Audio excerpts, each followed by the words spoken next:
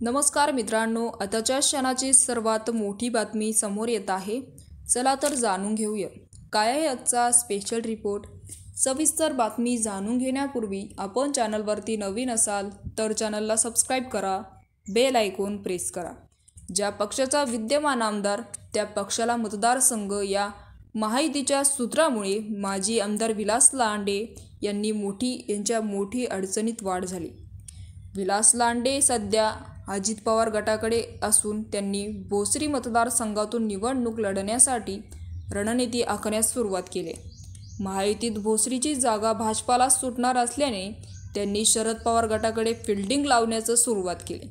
त्यामुळेच विलास लांडे यांनी शरद पवार यांच्या तिसऱ्यांदा भेट घेतली आहे। काल विलास लांडे यांनी पुण्यातील मोती बागात शरद पवार यांची पुन्हा भेट घेतल्याने विलास लांड शरद पवार गटात प्रवेश करणार का अशा चर्चा सुरू झाल्या आहेत। मध्यंतरी त्यांनी काही नगरसेवकांसह शरद पवारांची भेट घेतली होती, तर त्यांच्या समर्थक असलेले अजित गव्हाणे यांनी अजित पवारांची साथ सोडून शरद पवार गटात जाण्याचा निर्णय घेतला आहे। त्यामुळे विलास लांडे विधानसभेसाठी नवा डाव टाकणार का अशी चर्चा मतदारसंघात सुरू आहे। दरम्यान अलीकडेच शरद पवार गटाची शिवस्वराज्य यात्रा पिंपरी चिंचवडमध्ये पार पडली। त्याआधी या सभेचा आढावा विलास लांडे यांच्याकडून घेण्यात आला, मात्र सभेच्या वेळी त्यांनी गैरहजेरी लावली असून तरी त्यांची पत्नी मोहिनी लांडे या व्यासपीठावर दिसून आल्या। तेव्हापासून विलास लांडे शरद पवार गटात प्रवेश करणार का अशा चर्चा सुरू झाल्या।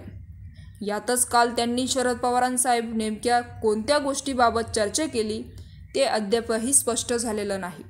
तर मित्रांनो, विलास लांडे नवा डाव टाकतोय का? तिसऱ्यांदा घेतलेली पवारांची भेट ही सक्सेस होणार का? याविषयी आपलं काय मत आहे आम्हाला कमेंट बॉक्सच्या माध्यमातून नक्कीच कळवा। आणि चॅनलला अजूनही सबस्क्राईब केलं नसेल तर चॅनलला सबस्क्राईब करा, बेल आयकॉन प्रेस करा, जेणेकरून असेच नवनवीन व्हिडिओ आणि राजकीय घडामोडी सर्वप्रथम तुम्हाला या चॅनलवरती बघायला मिळतील। तूर्तास धन्यवाद। जय महाराष्ट्र।